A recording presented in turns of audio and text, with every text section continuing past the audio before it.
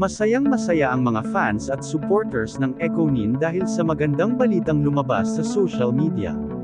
Trending at usap-usapan pa din hanggang sa ngayon ang relasyon ng celebrity couples na sina Janine Gutierrez at Jericho Rosales dahil sa malayong agwat ng edad nila pero sa huli ay pinagtagpo pa din sila ng tadhana.